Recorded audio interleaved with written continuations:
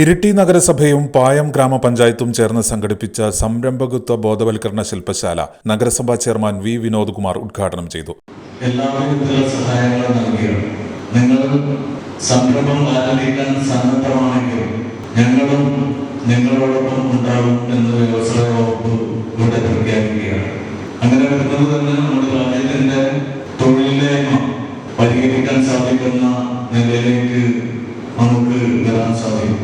ഇപ്പം കേരളത്തിലെ സംബന്ധിച്ചിടത്തോളം 5 വർഷം കൊണ്ട് തന്നെ ഇന്ത്യ രാജ്യത്തെ മികച്ച സംരംഭം ആരംഭിക്കാൻ സാധിക്കുന്ന നിലയിലേക്ക് ലക്ഷക്കണക്കിന് പുതിയ സംരംഭങ്ങളാണ് കേരളത്തിൽ ആരംഭിച്ചത്.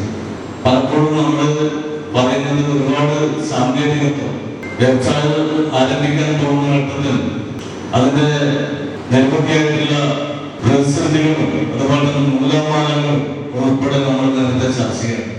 നഗരസഭാ വൈസ് ചെയർപേഴ്സൺ കെ സോയ അധ്യക്ഷത വഹിച്ചു. കണ്ണൂർ ജില്ലാ വ്യവസായ കേന്ദ്രത്തിന്റെ സഹകരണത്തോടെയാണ് ശില്പശാല സംഘടിപ്പിച്ചത്. പായം ഗ്രാമപഞ്ചായത്ത് president advocate M Vinod Kumar മുഖ്യാതിഥിയായിരുന്നു. Payam panchayat vice president Jessy P N, നഗരസഭാ കൌൺസിലർമാരായ V P Abdul Rasheed, Dhanisha P, R K Shaiju, Jisha P V, K Rajan, Rajeesh C, P A Naseer തുടങ്ങിയവർ സംബന്ധിച്ചു. ഇരിട്ടി ബ്ലോക്ക് വ്യവസായ വികസന officer Rajesh C T, P Ashokan എന്നിവർ വിഷയങ്ങൾ അവതരിപ്പിച്ചു. സംരംഭകരെ സഹായിക്കുന്നതിന് വേണ്ടിയിട്ട് 2022 കാലയളവ് മുതൽ സംരംഭക വർഷം പദ്ധതി സംസ്ഥാന വ്യവസായ വാണിജ്യ വകുപ്പ് നടപ്പിലാക്കി വരുന്നു.